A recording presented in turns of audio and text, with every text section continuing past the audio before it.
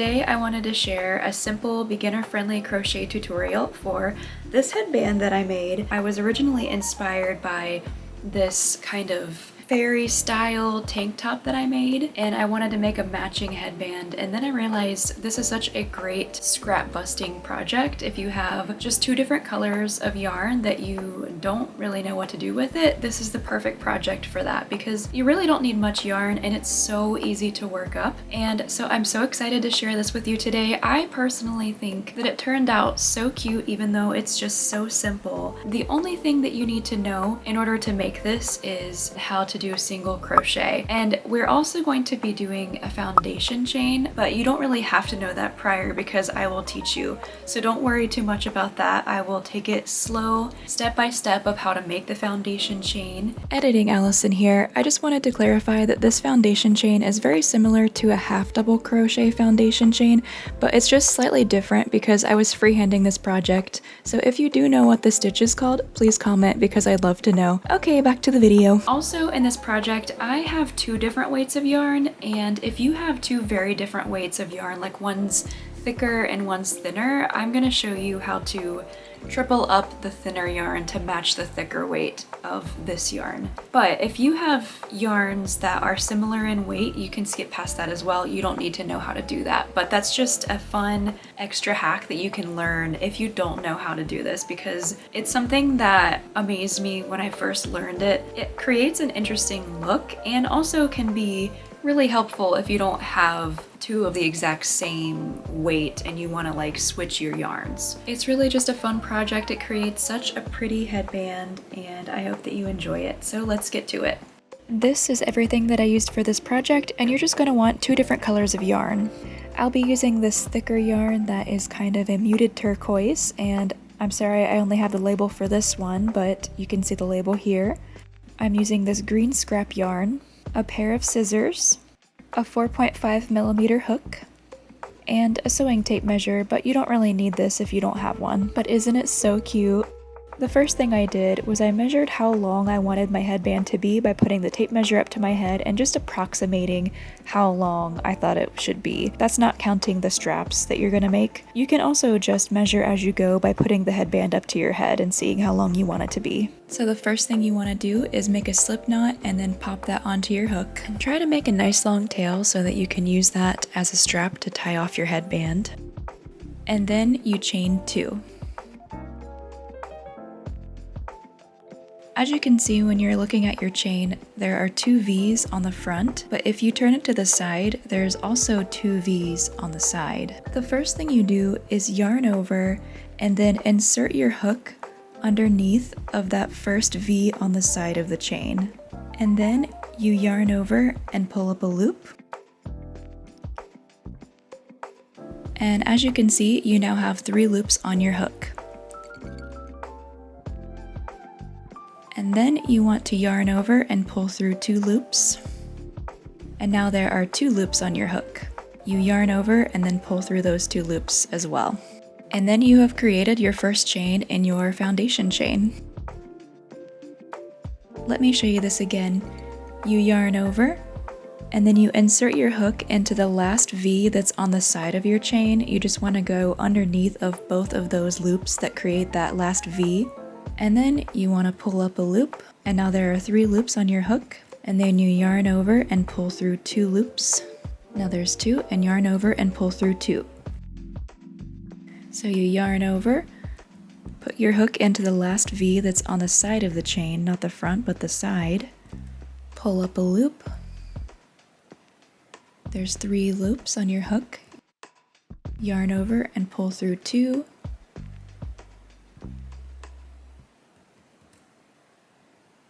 and yarn over and pull through 2. And that is how you create this foundation chain that I made, and you just continue on until you get to the length that you want. So just continue on with this until you have your desired length, and then I will meet you at the next step. Okay, so my headband is at the length that I want it to be, and so now all I do is chain 1 to fasten it off, and I pull that yarn through, kind of tighten it. Then I'm just trying to match the tail length of this side with the other tail on the other side just as much as I can, but it doesn't have to be perfect. I'm matching it up the best I can here, and then I cut the end, and it's time to add that cute color border, so it's on to the next step. Now, since I am using a really thin piece of yarn, I want to thicken it up, and so this is how I do that. First, you take your really thin piece of yarn, and then you create an S shape with it. As you can see, it kind of zigzags, but it creates this big S.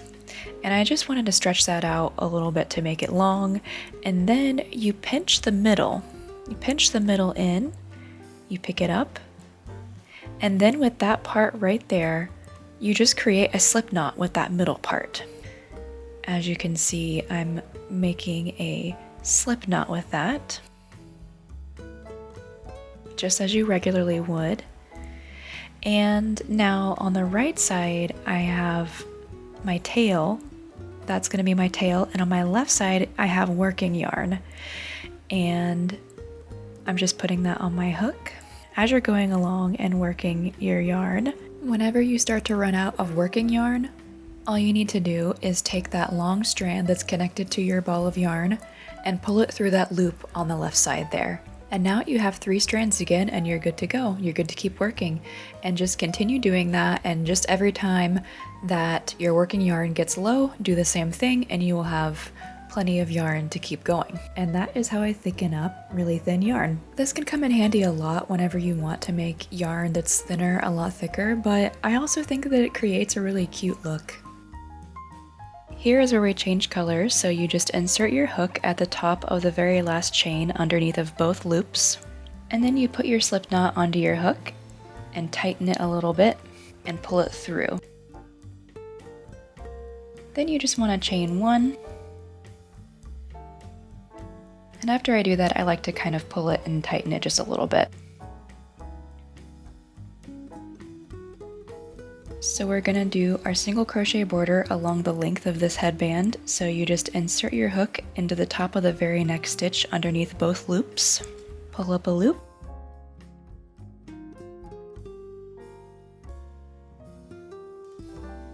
yarn over, and then pull through both loops. And that is a single crochet stitch. So we continue with this pattern. Insert your hook at the top of the next stitch, pull up a loop, yarn over, and then pull through 2. Insert your hook into the next stitch, pull up a loop, yarn over, and pull through 2. And there you have it. You continue doing this to the very end of this side of this headband, and I will meet you once you get to the very end of this side, and I'll show you how to fasten it off. So when you get to your very last single crochet, you chain 1 and pull it through, and you do the same thing you did on the very first end. You just pull it through and make a long tail. I tried to match mine up with my other tail and just cut it, and then this side is done. Now we have our headband with one side with a border. So next we want to turn our work around and we'll make the border on the other side.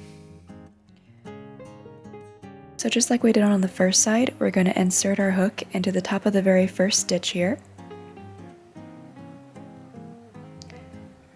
Put your slip knot on your hook, tighten it a little bit, pull it through, chain 1. I like to tighten it a little bit more, and then we continue on with our single crochet border on this side. So you insert your hook, pull up a loop, yarn over, and then pull through 2. And then you continue doing this until you get to the very end of the other side, and you fasten it off in the exact same way. I'll meet you back once you get to the other side, and I'll show you how to finish up this project. Once you do the very last single crochet on this side, you do the same thing. You just chain 1 and then pull through. Make your tail nice and long, and then cut it off at the end so you have some nice long strings that you can tie off your headband when you're using it. So the way that I dealt with these long strings hanging down was I just braided them all together to create a nicer look and to maybe make it easier to tie off when I'm using my headband, but you can really do whatever you want. So here's me braiding it right now, and I just thought it created a cuter look. It made it look more finished. When I got to the very end, I just made one big knot and then I cut the end off and the project was finished.